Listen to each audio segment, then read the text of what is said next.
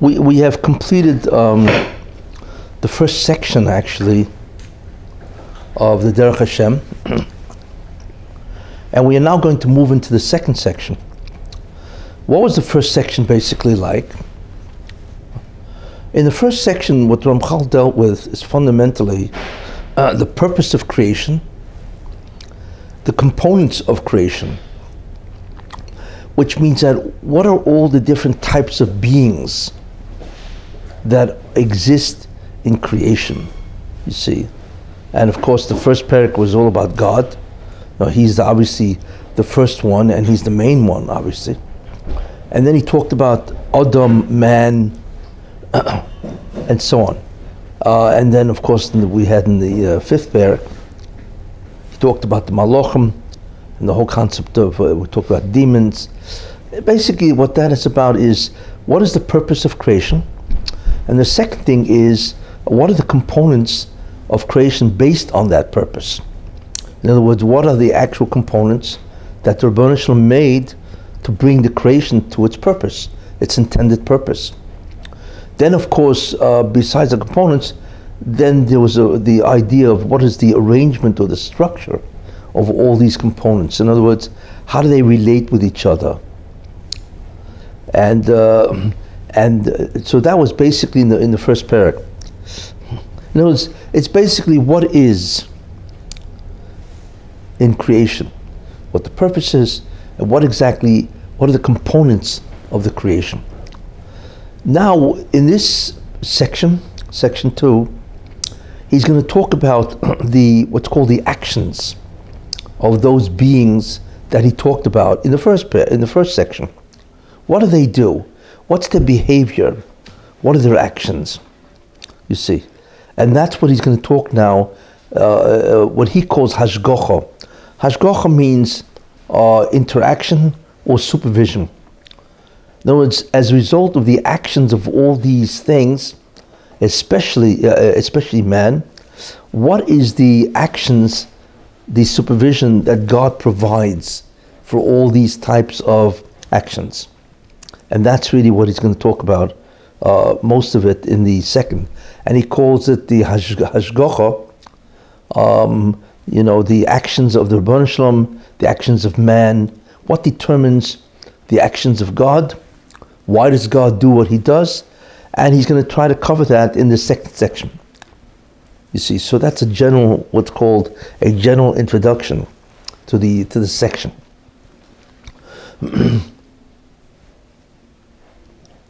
It is useful to think about, if in terms of this topic called supervision, the following ideas, because really, this what the Ramchal talks about is really divided into many different topics, and it's very important to have a framework of these topics, or else you get lost in the details. So it's useful to think in terms of supervision, that aspect of the creation. The first idea which is useful to think about is the concept called the purpose. Why is there a creation altogether? Now, purpose is a very important idea because that's what dictates what exists, obviously. If there's a purpose, right, then what has to exist to achieve that purpose in general? So that's the second thing. So the first thing is purpose, which obviously, like I said, it determines everything that exists. Because obviously those things that exist because they advance the purpose. Or else why would they exist? See. The second thing which is useful to think about is the situation. What are the situations that mankind finds himself in? What are the situations? And there's a lot to talk about, many different situations. Then what man does, as we see, he exercises free will. He has a situation, and within that situation, he exercises free will. He does what he wants to do, and we'll talk about that, what is free will. And he basically is, free will means that he is responsible for his actions. He is the cause, and therefore he is responsible for his actions. nobody else is. So we have purpose, we have the situation, then we have the concept of free will.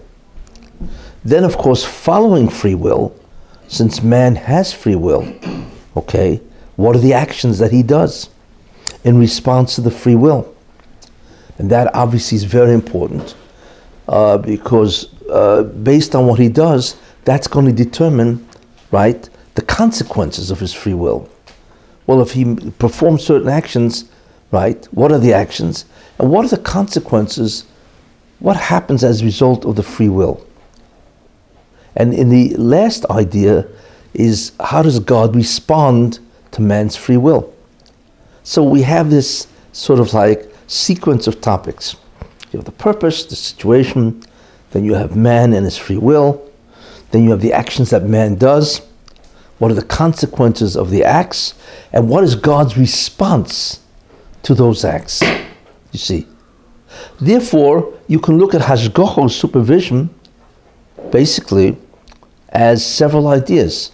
One is the whole concept of situation, that God creates the situations that man exists in, which includes his free will. So that's the first idea. Then God waits for man to act, and therefore God will now act as a result of the acts of man. He will react and respond to those acts. And the response that God has to the acts of man is called supervision. But like I said, God supervises the initial situation, and he also supervises and determines what are the acts that he wishes to do to man as a result of the actions of man. So those are basically, they give you a feel of the different categories, you see. So we can talk about, like we did, what the purpose is, and then of course what the different situations are, and God determines the situations. It's called a setup, really, you know. And like I said, the person doing the free will, and the acts that he does. But the main idea in the end, which Ramchal wants to dwell on, is, you know, what does God do? How does he respond to the acts of man? And in many ways, that determines all the things you see. All the things you see out in the world are basically the response of God as a result of man's actions. And it's almost infinite, the way God decides what to do. How does he decide what to do? What determines his response?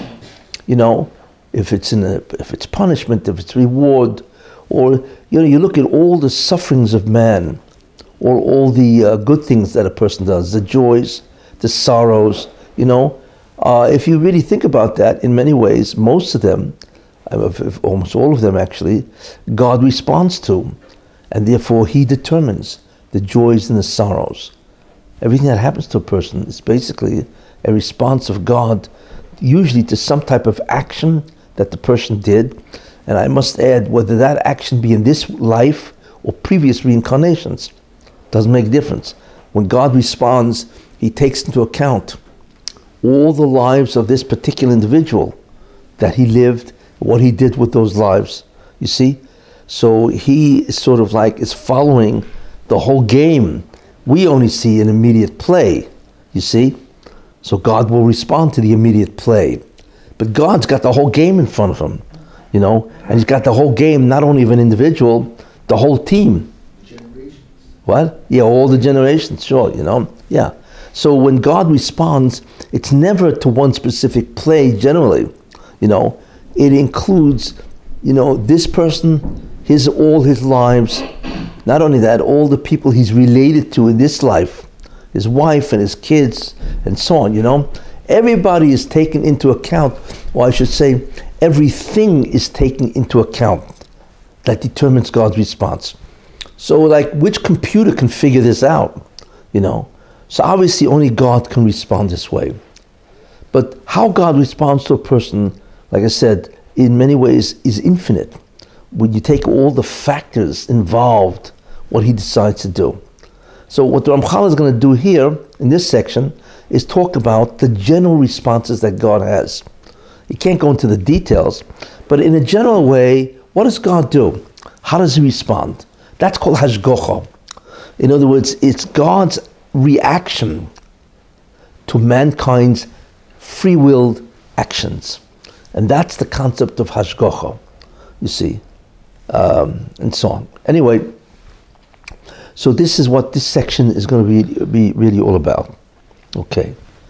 Now, the Ramchal begins in the beginning, in the first parak, in Hashgacha, where he says that, of course, we know that everything exists in order to achieve a purpose, right? And not only that, but whatever exists only exists because it has a purpose. Which is an interesting idea. It's very precise. If you have no purpose, you don't exist. Not only that, as long as you have a purpose, you exist. The moment you are purposeless, I don't mean that's your choice, but the moment that God doesn't have a purpose, and the moment that God sees, that he knows, that you are not advancing the purpose of creation, you're gone, you see. So God creates beings, creatures, right? They all must be part of the advancement of a purpose. And not only that, but however they advance the purpose, that determines, what type of creature they are, their lifespan, their properties, and so on. For instance, like a spider. Why is a spider necessary for creation? At all? We don't really know. Why is it a spider is a creature that can spin a web? When you think about that, we don't know. You see? But somehow there was a necessity for there to be a spider, to be thousands of species of spider, and that spiders can spin a web of intricate design. You ever see a spider's web? Some of these it's almost absolutely magnificent how this little thing that is, 1 centimeter, one inch? I remember I once walked out into a porch, and there was this web, I think it was like 2 feet across. But it was magnificent structure. It was glued exactly. All of this is coming from the belly of the spider.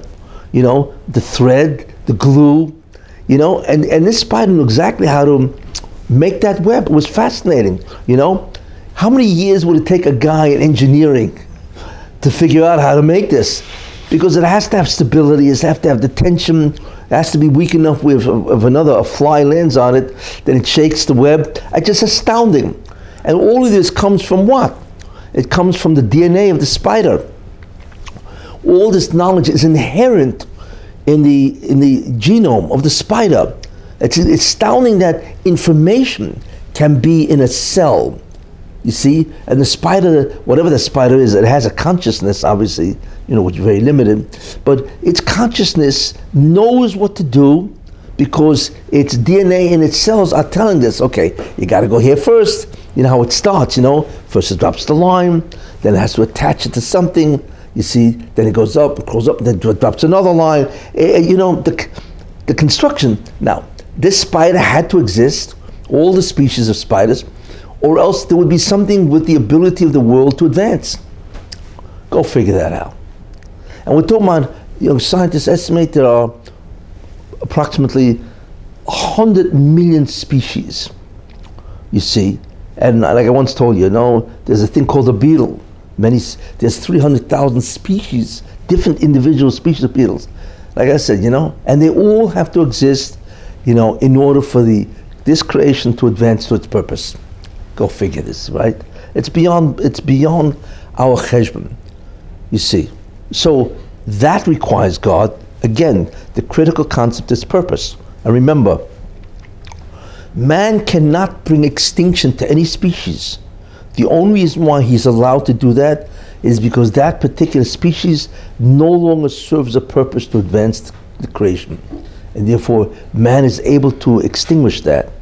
God will allow him to extinguish that species. And over the years, there have been species, obviously, that have been extinct, or they're on the danger list, all kinds of lists, endangered species lists, and so on, But that's, so therefore, purpose is critical. And the kinds of things that exist and their properties all are critical to allow the Bria to advance. But obviously all of them are secondary, because the primary creature or being is man, obviously. So therefore it comes out that man, who is the individual that brings the achievement of the purpose, must have all these assistants, or else he can't do it. All of these things have to assist him.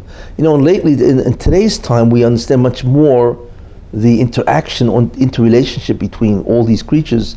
It's called ecology. You know, in other words, if you kill one, then it's going to have a tremendous negative effect on other species and so on.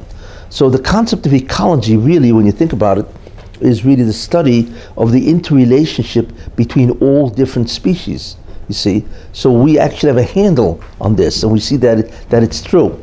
You know, if you take off one rainforest, you're going to affect species in many, many different places, and so on. So obviously things exist not only for itself, but they exist in order to enable other things to exist. And therefore other things can exist, and ultimately allows man to exist also. So it's obviously an incredibly complex scheme of what the Rabbi Hashem did. And the thing is now, the Hashgacha comes in, the supervision comes in, right? Is that God has to provide the sustainment of all these creatures. It's not just that they are, but he's got to maintain their existence, because if he doesn't, then something happens to the purpose. You know, so could you believe what's sustaining 100 million species, of which there are trillions and trillions of actual details and so on? He's got to feed them all. Think about that. You know, there are people that screaming, got to feed their kids. They can't feed 5 kids or 6 kids. You know, and you have animals and everything else that has to eat every day of the week. It's astounding when you think about that, you know. How does God provide food for hundreds and hundreds of quintillion, quadrillion species, not species, excuse me, of individual creatures? Unbelievable how he does that, because that's part of the maintenance. He's got to sustain them. And if he doesn't, then they die. And if they die, in some way, it's going to affect the purpose of creation. It is beyond human calculation of how God can feed everything. And it's not only he's got to feed them, he's got to feed them at the right time when they need the dinner. You know, if that animal is hungry, you know, he's got to feed it then. You can't wait, right? All of a sudden, you know, when the animal is not hungry, because then the animal's not going to eat. You know, so everything has to be exactly in its time. You know, which is, and that's why it says, you open up your hand, masbia, and you masbia, you nourish or you satisfy, satiate, right? Umasbia is kol chai rotzoin. You, in other words, you satisfy everything be'itoi, in its time. You know, it's it was a very interesting story in the Gemara where Rava, somebody came to Rava and he said he needed charity, you know, and Rava, I think, was the gizba of the charity. So the guy said, Rava said, "What would you like?" He said, "Well, he came, you know, I would like some a great dish, you know." She says, "Are you serious? You know, I can't satisfy this." What he wanted, I don't recall exactly what the nature of the dish was, but some elegant cake or meat or whatever it was, you know. So the man told Rava, I mean, you have to know what Rava was, right? Rava, right? There isn't 3 pages in the Gemara that the name of Rava is not mentioned. You have to understand who this man was. He was beyond belief. He's one of the greatest Talmidei Chacham who ever lived. You know, talking about Shas is 2,711 pages, and you will not find 3 pages that go by without his name being mentioned. It's like, wow, right? So the man told him, he said, "Wait a minute, are you giving me of your things? You're not giving me of your things. You know, God prepared," and the guy quotes this pasuk, you know, God gives everybody's the food be'itoi when they need it. You know, he's telling this to Rava. So all of a sudden, at that moment, I think it was the sister of Rava walks in. She hadn't seen Rav in many years. And she wanted to bring something for tzedakah. She was bringing him the exact dish that this guy needed. Could you imagine? And it happened at the same time. I was like, So Rav turns to the guy and says, well, obviously, you're right, go take what is yours. There's a man who told Rav, there's a concept called be'itoy. We don't have to wait for this. Don't worry, it's going to happen. Anyway, it just shows you the unbelievable Hashgacha that God has to feed everything exactly. The problem is we go through life and we don't think about many ideas that require thinking. We don't think about that. The awesome responsibility of God to maintain every single creature that exists, which is almost infinite. Yet he's got to maintain them, he's got to feed them, protect them, so they don't get extinct. It's just astounding how God can do that. We have problems, like say, dealing with 5 people, and God has to deal with every creature in existence, which is almost infinite. You see, what was that? Plant life. Exactly. I haven't even caught. Right, I haven't. So that's what it's. So it's not just animal life or birds. It's like you just said. It's plants. They also need nutrients. Everything. Yeah, it's beyond comprehension how the Moshe can feed everybody. You know what I'm saying? So it's like there's a mission in Kedushin. So he said, you never find an animal that's a storekeeper. You never notice that? No deer ever opened up a store and selling leather goods or whatever, right? Right? And you find it's a mission in Kedushin. Yet you find out that that they have panosa berevach. Everyone eats. They eat at the right time. They have exactly what they need to sustain their existence. How much more so man, who the whole purpose of creation, how God is going to sustain him. What's the problem? Because he sins, and therefore the response of God to him obviously interacts with his parnosa and so on. That's the problem. Animals don't sin, so they get their parnosa berevach, which means with ease, basically, unless God decrees for whatever reason, a famine or whatever, a hunger and so on. But man should get that. We should be able to get a parnosa without any difficulty, but we don't because of the sin. That's what the Mishnah says, and so on. But anyway, therefore, what I'm saying is that God has to sustain every creature, which is infinite. There's no way we can understand how do you even approach this problem.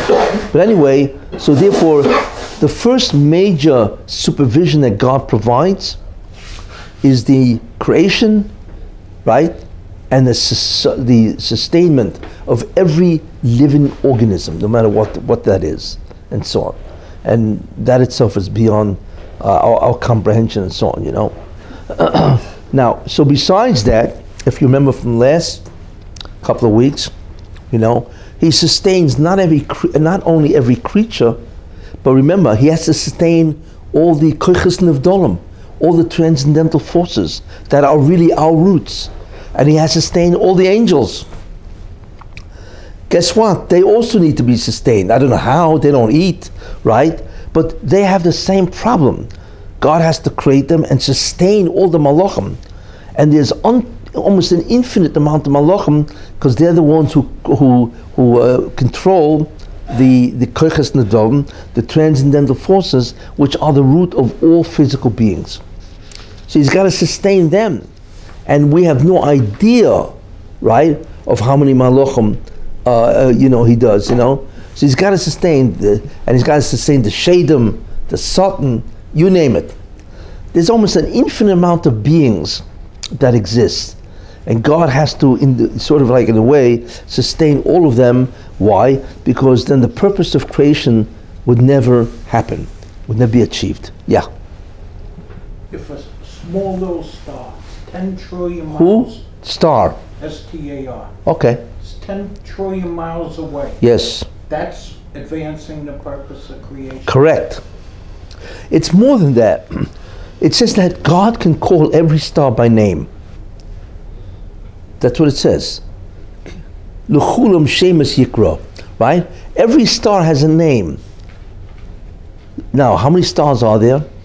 Well, we have one, our star is our sun, but the galaxy in which we are in, that has minimally, although they say it's much more, at least 100 billion stars.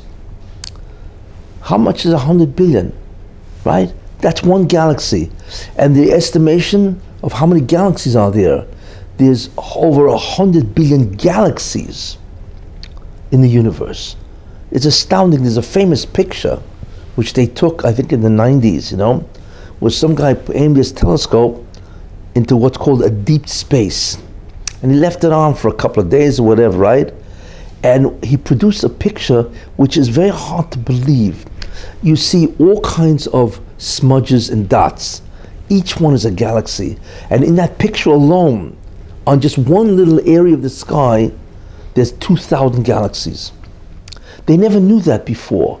It shocked all the astronomers. They never heard of something like that, In one little patch in the sky, there were 2,000 galaxies that you could see, and you could see them little smudges, Some of them you could see more distinct was a galaxy, It was just astounding to look at. I really should bring in the picture. It's an incredible picture of what exists and so on, okay? And that's only one little spot.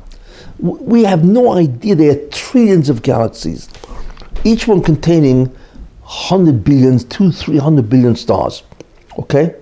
And God can call each one by name. That means there are names to all of them, correct? What's the significance that God can call them by name? Because if you can call something by name, it means you have a value that justifies a name. What's your value? That you advance the purpose of creation. That's the value. What else is the value? Some star, what do you call it, a billion light years out? Well, what's it, we don't know. But the amount of stars in the entire known universe, they estimate is 13.8 billion light years. A light year is a distance, a measure of distance, how far light can travel in 1 year, which is 6 trillion miles. Light is 186,000 miles a second, or 300,000 meters per second. It means it can go around the Earth 7 times in 1 second, if you want to have some kind of feel what that means. Yeah, light can travel around the Earth 7 times in a second, then you wonder why you're having a communications problem, right? Why isn't my phone working? So light in a year will travel 6 trillion miles. You multiply 1 year times 186,000 miles, 6 trillion, and the universe is 13.7 billion or 13.8 billion light years. Imagine, so 13.8 billion, right, times 6 trillion. And you walk away with a number which is beyond belief. That's the expanse in miles of the universe, And this universe is filled with stars. And each one is necessary. Even those stars we can't see because they're so far away. Because remember, the rule is, in order to exist, it must be part of advancing the purpose of creation. That's the rule. And if not, it doesn't exist. So when it means that he calls everyone by name, what that means is that they have a value. That's why they have a name. What is their value? That they are critical, necessary in some way to move the universe, move the whole creation forward in terms of the purpose. Well, how do you begin to think about this? We can't. We have no inkling of what like I said, we have no inkling about so many things, about why these things have to exist. But they do. But that's where you have, when he says, that he calls each star by its name. That means it's significant, and in the sense that the universe, whatever that means, the purpose will not be achieved without that star. Don't even begin to ask me, what in the world does that mean? And so on, But this is the totality of creation, and so on, Now, so this is a fundamental understanding of the Hashgacha, of the supervision that God does to the Bria. Just to keep it going with all its components, just to keep it going, to make sure that ultimately the purpose is achieved. Okay? So that's a fundamental understanding that the Ramchal brings down. of the nature of supervision, what he does. Okay, that's number one. Yeah. On Shabbos, does Hashem withdraw himself at all? No, can't. And then what would fill it in? In other words, the Hashem is the only one that can sustain. He's the only one that gives existence to everything. If he withdraws, you instantly disappear. He says on the seventh day he rested. He didn't rest. God doesn't get tired, so he doesn't have to rest. What he does is he ceased creation. That's what I mean. He stopped. It's maintenance. And now it's all, like you say, it's maintenance. That's what it means. You know what I'm saying? So, in other words, all creation took place in 6 days, and on the seventh day he stopped. But which is interesting, because stopping, when the concept of God stopping, it's itself a creation. The concept of ceasing itself is a created idea. So really Shabbos was the last creation, if you want to look at it that way. The abstinence or the avoidance of working itself is a created idea. It's a mechanism that was created. It's a concept that was created, yeah. So Shabbos is the last thing created, even though it meant the absence of creating anything and so on, But in any case, the main idea is that this is the first concept that you have to understand in terms of supervision, Really, the Rambam uses it, if you want to think about the roimimus of God, the awesomeness of God, this is what you think about. What kind of a being is it that can do this, that can create infinite amount of beings and sustain them in its precision, give it the right things? What type of a being is, And the amazing thing, I find the amazing thing, obviously this type of a being, God, is incomprehensible. And I find it amazing that God allows you to talk to him. What is tefillah? Prayer. When you pray, who are you praying to? You're praying to that being that did all this.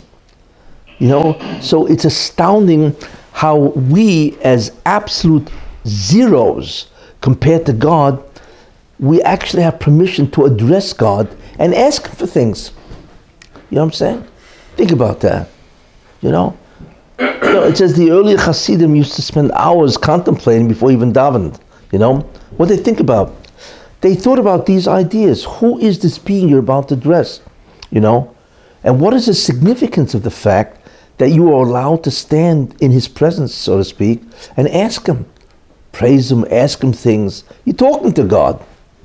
When you say Baruch Atah, blessed are you, not Baruch Hu, blessed is he, right? It's incredible. So what happens is you begin to be filled with the feeling of rimimus, awesomeness, that you realize God is awesome, in the nth degree, so to speak. We don't do that, so therefore, we don't do that in tefillah, but really, tefillah should require that. We don't, because we're busy, we got to go quick, get to the job, all this kind of stuff, But when you really want to think about it, if you really want to address God properly, first thing you have to do is think about who are you praying to, And then there's a roimus.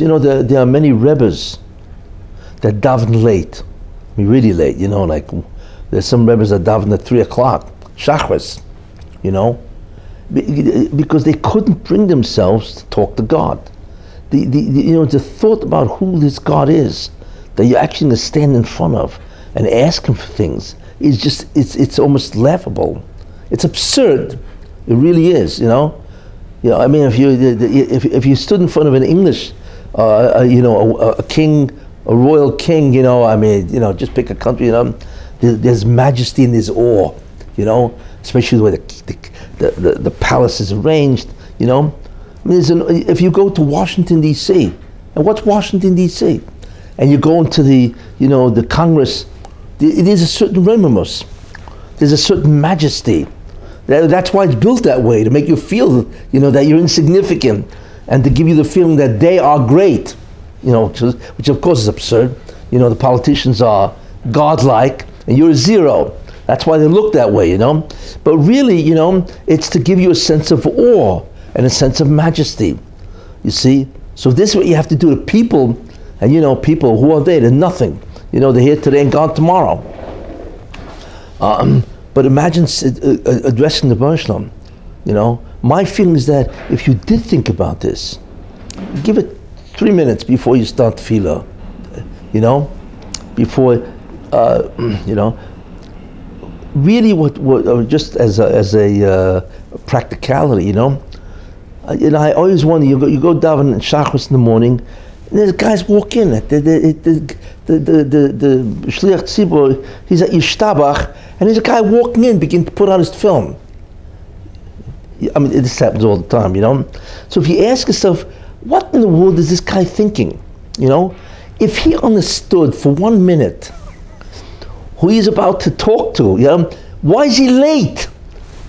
You know, if he had an appointment, you know, with whatever, you know, some dignitary or whatever, you know, the president, you know, the king of a country, would he come late? Of course not, because the significance of who he's about to meet is, even as a person, is incredible. So how do you walk late into a minyan? You see, because you're about to talk to Melech Malchei Hamlochim, the King of Kings of Kings. You know what I'm saying? So what are you doing coming in late? And the guy zips on his film, mumbles a couple of words, and then takes off his film, and he's gone. You know what I'm saying? It always, you know, it always astonishes me. How does a guy do that if he really understood who he's about to talk to? You know, a being that is beyond, as you see from all this, the Hashgacha, a being which is beyond comprehension. People do it all the time. So what a person should do at least is come, if the minyan starts at 8 o'clock, come 5 minutes to 8. And just think about, what am I about to do for the next 3/4 of an hour or whatever, you know? And think about, who is it that I'm about to talk to, you know? It would be a different tefillah. It would be a different prayer. But the fact that people can walk in and just zip through, they come in the middle of the davening, you know, by Yishtabach, you know, by the time he gets ready to daven, they're already holding by Shmon Esrei, and he's got to first begin, you know. So, you know, I always wonder, and there are people who do this consistently. They always come late. So I always wonder, who do they think, what do they think they are praying to? To whom are they praying? Because if they thought for 1 minute who they're praying to, they would never do this. How can you do this? You know what I'm saying? And so on, you know. Anyway, that's a practical concept that comes out of the Hashgacha of who is God, in terms of, look what this being has to do to sustain an infinite variety of species and an infinite variety of interactions between species and so on, you know. And if they thought about it, like I say, you know, so on a practical level, think about that, just from this, and your prayer would have a different meaning, on a practical level. Yeah, go ahead. I read a book, Eli Monk said, when I pray, I'm talking to God. And when I learn Torah, God's talking to me. Okay. Same concept. Yeah, I mean, definitely, sure, you know. But I'm just saying that from this Hashgacha, from the Hashgacha, from the supervision of God, you begin to think about what God does and who you're praying to. But and you do it every day, 3 times a day, it becomes by rote. You do it by rote. Well, exactly. Yes, that's true. Yeah. Sometimes you wonder, if I only had to pray once a day, would I have more kavanah? Maybe. You sometimes wonder, which is true, you know. Maybe the fact that we have to pray so many times, although actually you really only have to pray twice a day. Ma'ariv was really, for a long time, was a rishus. Then it became a din, you know. So theoretically, according to the Torah, you really only had to pray, you know, certainly, and even that's takoni, you know. But maybe if you only had to pray once a day, you would put more meaning to it. But I'll tell you something, it wouldn't help. I guarantee you. You know, because for that one time a day, you're going to come in the middle. They're just guys who just have to come in the middle, you know, what else, you know. So maybe it's better to do 3 times a day, because then when you figure if you do 3 times a day, maybe for 1 minute in one of those tefillahs, you'll be more serious. So they have to increase it. So, it's probably much more likely. But anyway, okay, so that's an important concept, which is really worthwhile thinking. That the most important or serious idea of Hashgacha, of God's interaction, is all of this. And you realize that it's incomprehensible. Anyway, okay, so we have that idea. Now, but the Hashgacha to everything is different than mankind. Mankind means whether we're even Jew or Goy, it doesn't make a difference, because all mankind has free will, or a range of free will, if you look at that, Because the fact that you have free will means what? Means you choose what to do. You're the cause. And therefore, you're held responsible for the action that you've done, since you are a true cause. And free will, I'm telling you now, is true cause. Although it's really, how it works is beyond comprehension. But free will is a true cause that you do what you want to do. Nobody puts that thought or decision into your mind.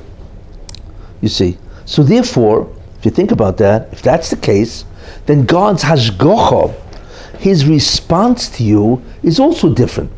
You see. Most of creation, they act because there's a script.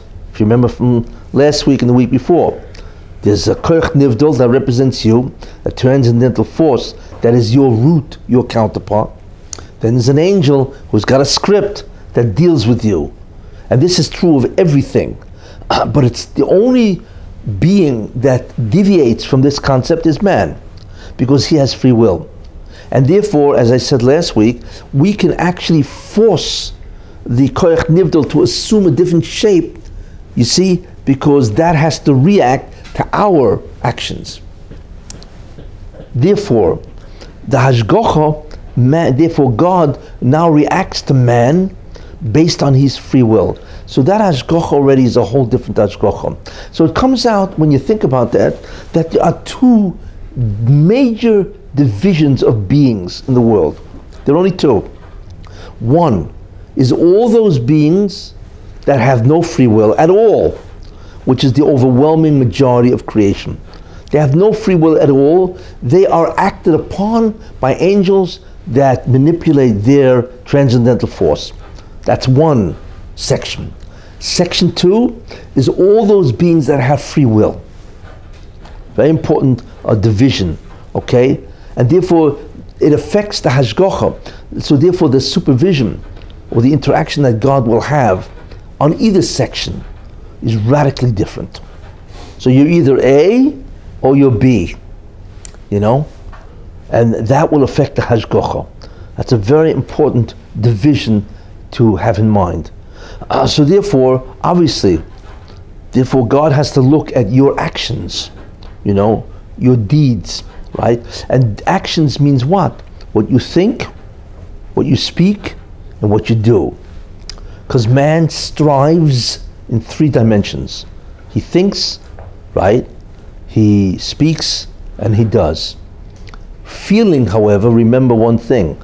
A feeling is based on thought. Which comes first, the thought or the feeling? The answer is the thought. Feelings don't emerge. Feelings always emerge because of a thought. Whether that thought, which I spoke about a week ago, whatever, be conscious or unconscious. Remember I talked about the stream of consciousness, right? That there's so many different thoughts we're having which are unconscious, and that's called the stream of consciousness, And that's why all of a sudden, like I mentioned last time, you can be walking and all of a sudden you have a feeling. Where'd that come from? Because it came from a thought that was unconscious that evoked the feeling. You see. So emotions are really a response to thinking, whether that thought be conscious or unconscious. Okay? So therefore, God responds to all 3 dimensions of a man's actions, mankind's actions. You see? And the Hashgacha will address all of them, which is an important, very important idea. So therefore, what the Ramchal is saying, that because we have free will, therefore the Hashgacha has to be much different to us as it is to any other creature. There, the Hashgacha, the supervision, is to create, to maintain, and to manipulate them, whatever actions, If a tiger, let's say if there's a lion in Africa, you know what I'm saying, and the lion wants to eat, right? That lion is being completely manipulated by the Rebbeinu Shalom, by its koyach nivdol. It's not because the lion chose to eat, you see. It is being acted upon by its parallel, its counterpart in spirituality. It's not because the lion, although it looks that way, but it's not. And which animal the lion decides to jump on and eat is all part of this incredible supervision. When it comes to man, however, right, then there's a waiting action. God waits, because you need to act and he will then react. You see? And even in that, as we will see, there are two subdivisions. There's the rule of the universe is midah keneged midah, measure for measure. As you do, so will happen to you. That's measure for measure. In the exact measure, detail, degree that you've done. That's the universal law of creation. And by the way, that law of midah keneged midah is a law in physics. It's Newton's third law. What's Newton's third law, if you remember from your physics? For every action, there's an equal and opposite reaction. What does that sound like to you? It's din. That's midah keneged midah. You see? But Newton was thinking about it in terms of the three laws of motion. Newton was thinking about it in terms of motion, right? But really, that law is midah keneged midah, measure for measure. In other words, it's the physical manifestation of a spiritual law, you see. So therefore, God, even then, God will react. In other words, you did A, so you must get B. So God's supervision or response, you get B. Or God can say, no, I don't want midah keneged midah. I will suspend the judgment, I will suspend the judgment. You see? And that's Rahmanas. So what God did is he deviates. You see, that's part of the Hashgacha, where he can decide, nope, this guy deserves B because he did A. I'm not going to do B.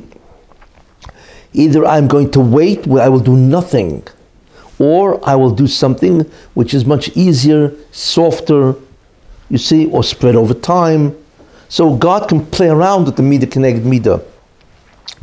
This is all part of the response that God has to what a person does. So that's Anhagas HaMishpat, that's what it's called. It's the attribute or the action of God in terms of mishpat, justice. You see? But all of that is the concept, of course, ultimately, God responds. That's the Hashgacha that Ramchal is going to go into. You see? Then I once mentioned there's a third Hashgacha where God will do something completely different, for the purpose of either helping you, guaranteeing, assisting you for your existence to get to the future world. So God may do something completely different. He'll do something, but it's not the concept of din. It's the concept of yichud. Yichud means God to suspend judgment. I once gave a shir about that altogether and just do whatever he wants because he wants this creation to have a tikkun, to have a rectification. That's rachamim, and it's something completely different. What was that? It's not rachamim. It's not rachamim, yeah. I mean, in a certain sense, the fact that it guarantees you is rachamim in that sense, But rachamim usually is that God either will wait, which he won't do the din, the judgment, right? Or he will mitigate it by spreading it over many years, or he will take a different form. In other words, he will alter the judgment itself, you see. But to do something completely different. And not only that, but to do maybe its opposite, where if you sin, you get rewarded, which is also possible, you see. Because God decides that it's more appropriate to reward you, maybe then you'll think about it and say to yourself, well, how could I have done this if God is so good to me? Yeah, this is all part of what the Rebbeinu Shalom can do, you see?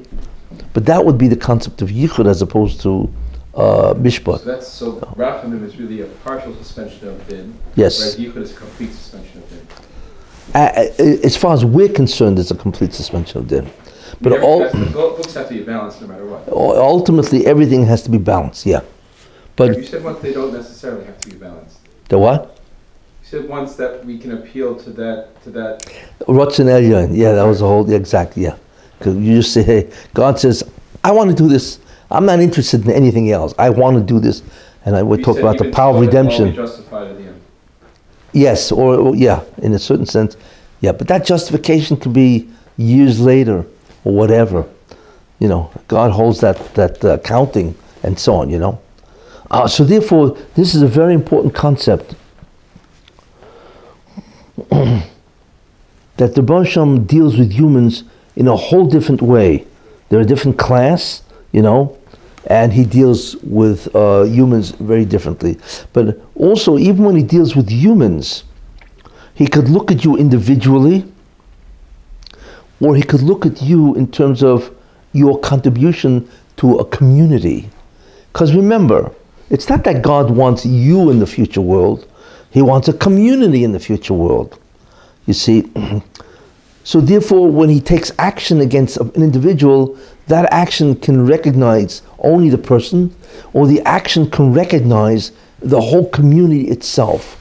That's why many times on Yom Kippur, you know, if there's a person that's really contributing a great deal of virtue to a community, that person may live even though really he shouldn't live.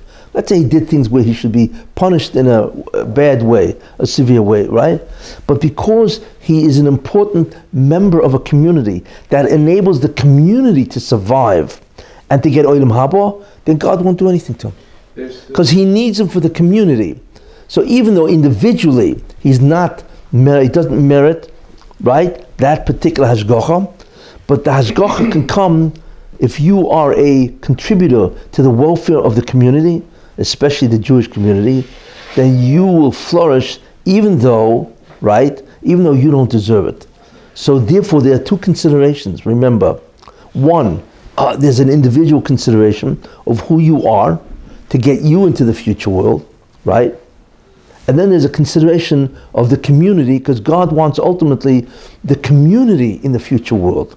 You see? So then your status in terms of the community is evaluated.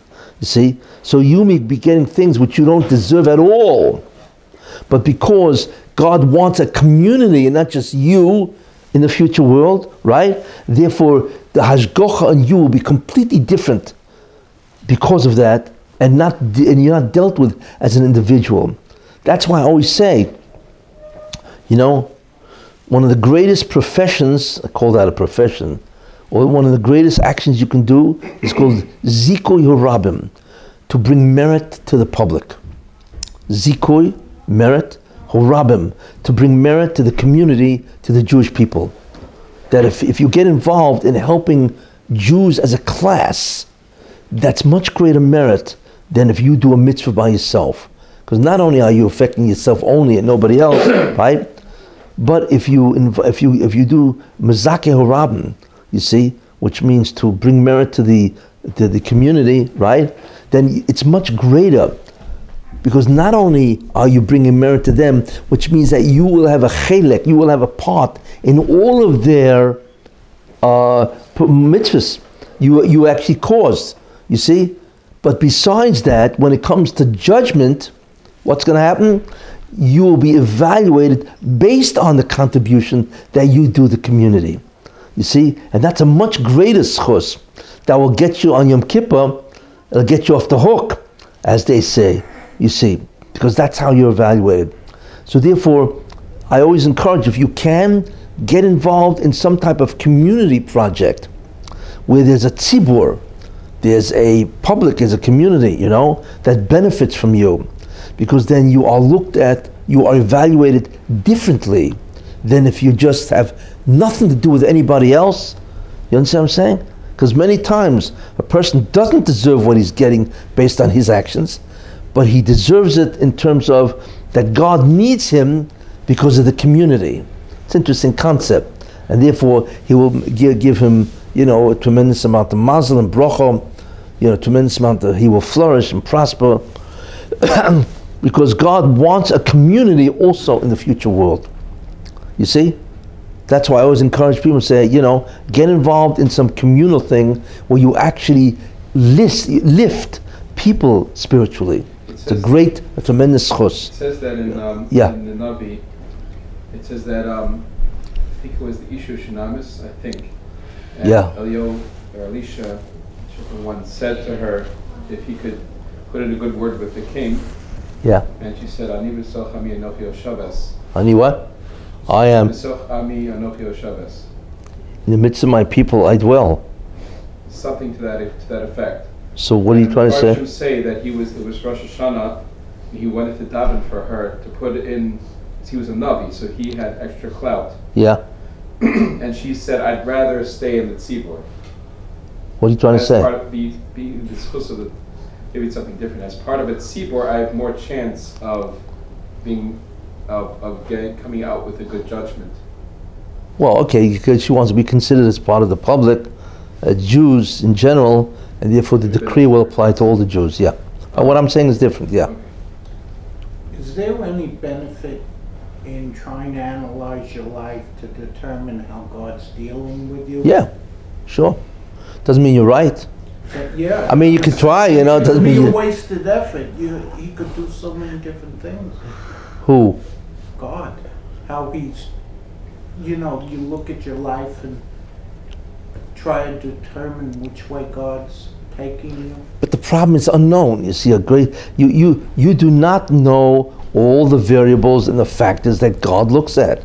It's infinite. In terms of your individual life, you don't know. It could have been like, you know, reincarnations, factors also. If he does something to you, he's got to take into account other people, you know, all this, you know, he's got like a billion factors to figure out what to do to you in terms of yourself, other people, the whole community, all your lives. You see what I'm saying? And where your status of the tikkun is, where you're standing. For you, for him, it's not a problem. No, for you to understand what's going on. That's what I'm saying, so don't bother. I always felt that people that come into my life, I've dealt with them before in past lives. Fine, but you don't know. This is all speculation. Maybe not. You don't know. But isn't there a concept if a person sees that trouble are coming onto him, he should try to figure out if there's anything that he's that's certainly if he can, to investigate or inspect his own actions. Yeah, maybe it doesn't mean he's right. Maybe not. But certainly it should be some form of exercise that a person does, because maybe a person can figure out. Sometimes it's apparent. Because that's the most apparent, right? Yeah, if it's apparent, then you'd be okay. But what happens if a guy, you know, I'm such a tzaddik, why would God do this to me? Even if he doesn't know, he could do the very point that he did tshuva is already something. Even if you have to analyze your deeds. Yeah, I think the best way to approach God, right, is probably, listen, I'm zero. I don't deserve anything. I don't even know why you created me. You know, I've been thinking about that, you know. It doesn't mean I want to terminate it, don't get me wrong. Not about to commit suicide. But you say to God, listen, I'm zero. Whatever you give me is beyond my comprehension. So do me a favor, just keep on giving me, that's all. You know, anyway, I don't deserve anything anyway, you know. So what am I going to pray to you? I got this merit, that merit, you know. It's like it says in the morning tefillah, you know, Ma chazdeinu, our chesed is zero, our tzidkas is zero. We're zeros. So you approach God as a zero, you know, and you just say, listen, whatever you give me anyway I don't deserve. It's only because you're an incredible being that's filled with love for me and mankind and so on. So I ask you, based on that love that you say you have, I don't know why you have it, right?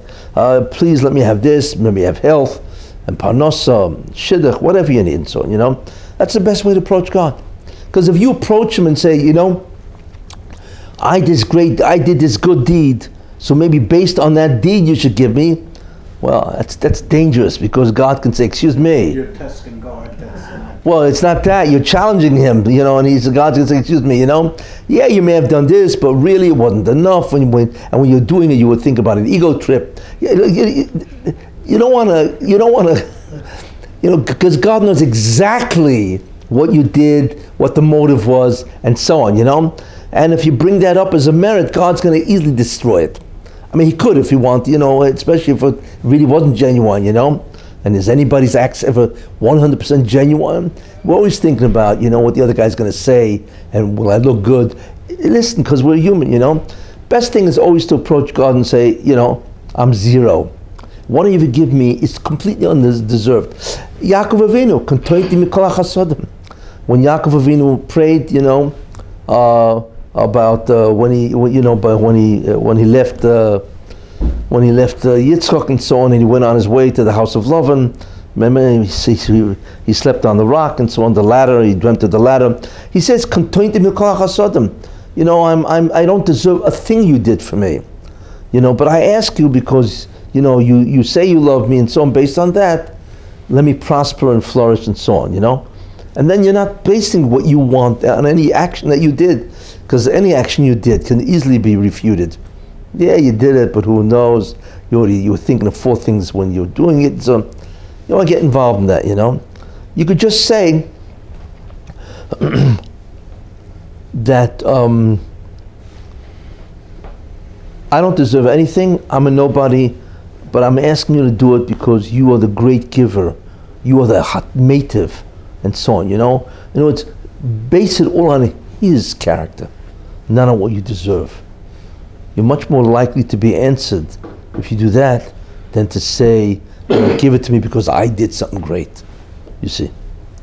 But anyway, so the Ramchal is now, what I'm doing, we're setting up the factors of why God does anything, the concept of what are the rules that he goes by that determines his interaction with you, which is the concept of Hashgacha, the supervision. And that what I did is that now I set up the whole thing where we can now enter. It's not bad, we finished 1 parak. You know, it's a milestone.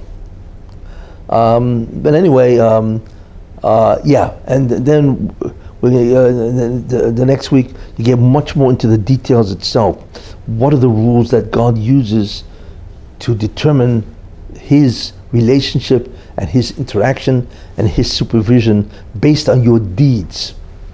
That's really where we're at. What's that? For mankind. For mankind, yeah. Mankind also for the Jew, especially for the Jewish people. You know, because we're the ones who do the tikkun. You know, our actions are not just actions; they actually do something for the bria, which is part of the factor. You know, what are you doing for creation and so on? You know. Okay, great. Any questions? Yeah. Yeah. You said there's 2 types of creations. There's people who have free will, and there's the rest. Yeah, there are 2 classes. 2 classes. And that determines the supervision that God does for. But in free will itself, there's also 2 classes. There's a free will that advances the purpose of creation, and free will that doesn't. Yes. So why would Hashem? Well, actually, there's only one.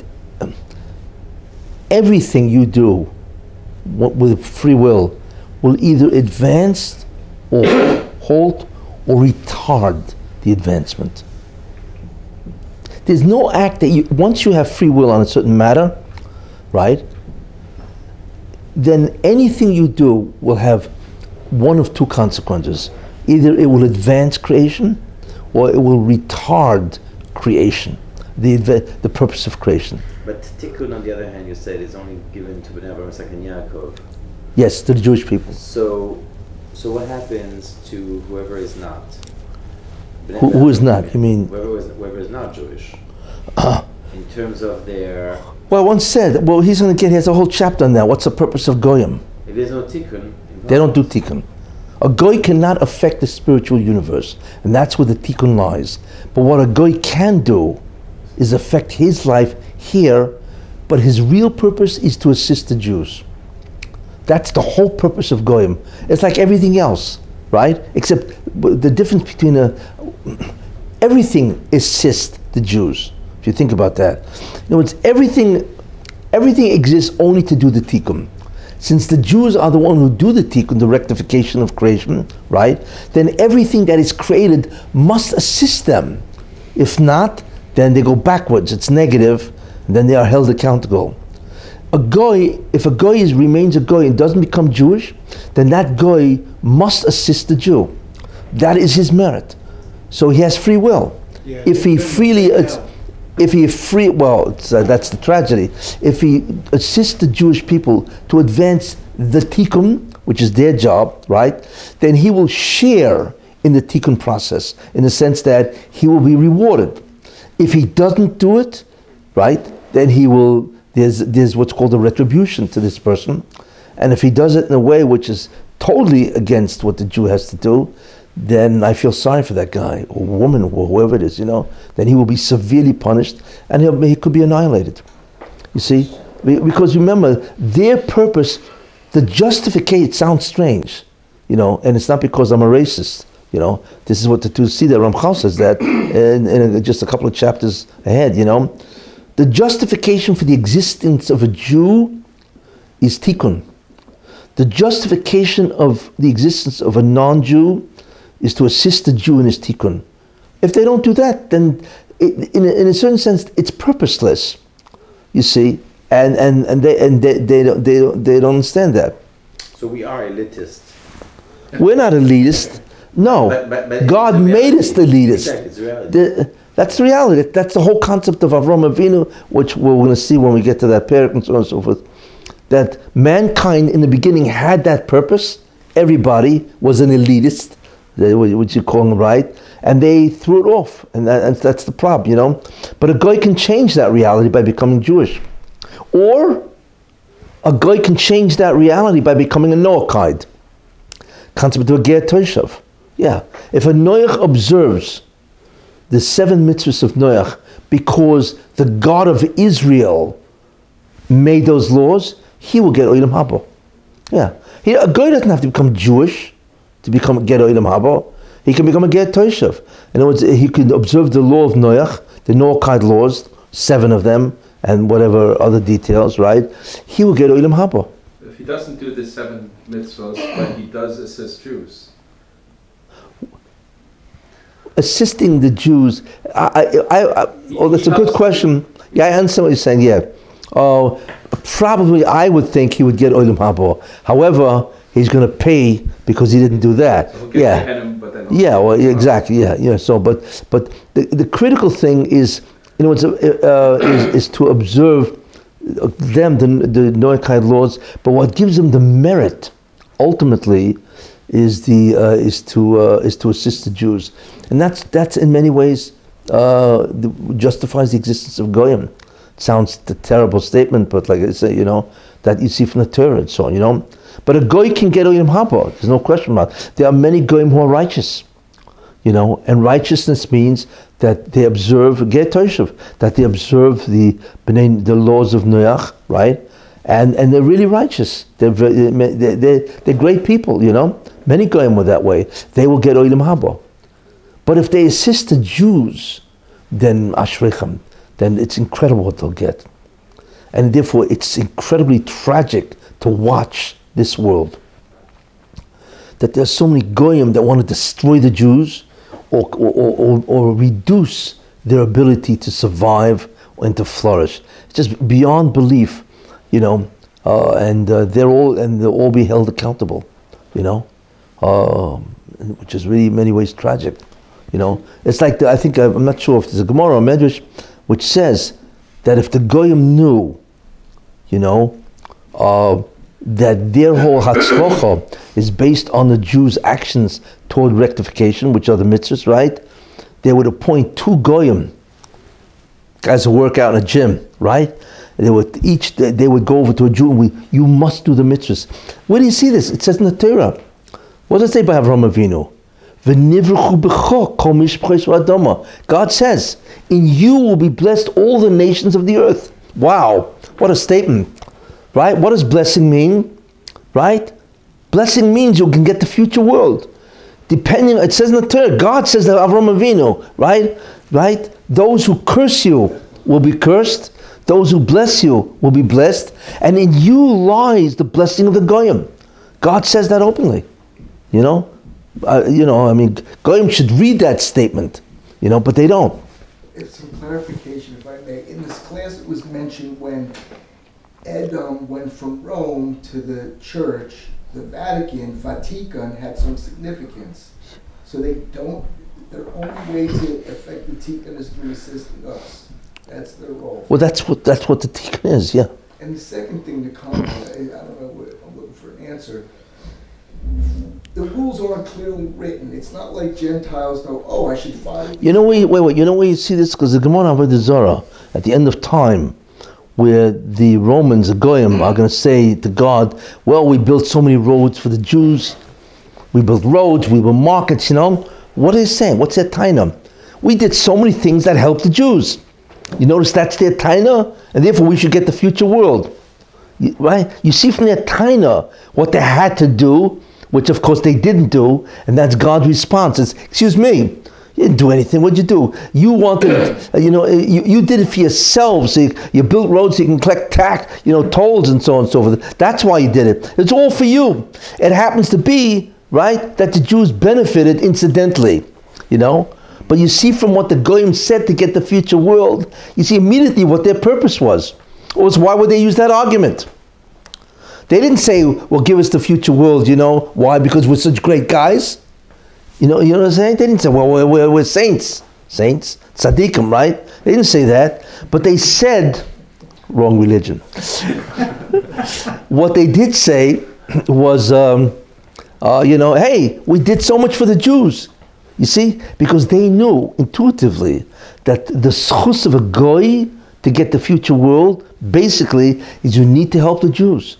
You want to deviate from that? You are risking eternal life, and so on, What I was thinking, it's not like every Gentile has in front of them a paper, choose the right path, or to help the Jews and follow these laws, or don't. The same thing with the Baal Tshuva. It doesn't seem like it's a clear-cut choice. I want to do good instead of my secular life, which is evil. You kind of subtly end up in a certain area with baby steps. Is it truly Bechira that someone ends up a Baal Tshuva, or truly Bechira that a Gentile says, you know what, I want to do what Rabbi Kessin said. I want to change my Christian path to assist the Jews rather than where I ended up with my family. Is it 100% a choice somehow? It's free will. They don't have to do it. They have free will. He's asking what's their free will when they're totally ignorant of their purpose. I didn't say it well, but yeah, that's what I was saying. Wait. So that obviously mitigates their judgment. God knows exactly, do they have free will? How much free will do they have? How much information did they have in order to have free will? Because you have to know, in order to have free will, you have to have options, you have to know what to do. So God determines that, and whatever it is, and so on. But they certainly have free will, and so on. But like I say, the tragedy is that most of mankind is opposed to helping the Jews, you see. And they have no idea that they are endangering their entire eternal life, Because the question is, if you're not assisting the Jews, so what justifies your existence? Because it's not that, it's not assisting the Jews that's the critical part. It's when you assist the Jew, then you have a contribution in the tikkun. That's what justifies your existence. And it happens to be that the Jews bring the tikkun, and therefore you got to help them. You see, it's the tikkun that's everything. The reason why the Jews cannot be destroyed is because the tikkun will not be done. Only by the Jews, so how could you destroy them? Everything depends on, are you advancing the purpose of creation, which is to bring God back? Everything depends on that. Not to get too far. So should we proselytize to them and inform them and let them know? No. If you proselytize to them, you don't proselytize them to become Jewish, but you can proselytize and say, hey, stop committing the evil. Do the mitzvahs of Bnei Noach. believe in God, do justice, be righteous.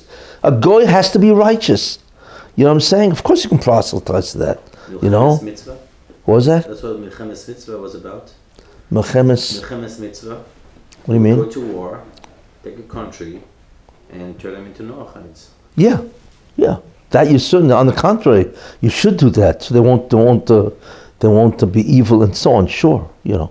And if a goy is righteous, then he will get olam haba. If he is righteous, he will get olam haba. And righteous means to do the mitzvahs of Bnei Noach, you know, because the God of Israel commanded you. They have to believe that it's God's commandment, and that's why they're doing it, and so on, you know. There are many do also. Yeah, well, there's a whole movement now with Noachides, you know, which is great, you know. Because in the end of time, I don't know if you realize that, but there's a whole movement of Christians who want to be Jews. But they don't realize they're killing it, because there are Christians saying, well, we are really part of the lost 10 tribes, therefore we're equal to you. There's a lot of stuff out there, you know, and there are many people that have no idea what they're talking about, you know. Like I say, you know, well, we're part of the 10 tribes that got lost, right? So really we are the Jews. Here's what's going on, right? We are the Jews, so therefore we're equal to you in bringing God back. Excuse me. You know, you're goyim, you're not equal. And that was God's decision, not the Jews. You know, you ask, are we elite? We're not elite. God said we're elite. That's the difference, you know. We never said we were elite. And anybody who's involved in the tikkun process is elite. There's no question about that. Forget about the goyim. What about assimilated Jews? The only thing I could do is when I pray that God will, you know, bring them back. Yeah, Okay. Talking to an assimilated Jew from experience, I'm about to. You're wasting your time. Okay, anyway. And you convince somebody who you've grown to say, okay, I now see it your way, and I've advanced. It's a process. God just directed my steps. I don't know how. Anyway, okay, great. Anyway, that's so far. Wait. So that's so far the ideas. And we just continue now, you know, in terms of what are the rules that God sort of abides by in order to supervise, it's the Hashgacha itself, which is a very important, obviously, concept, because it's all part of the tikkun, it's all part of bringing God back to creation and so on, you know.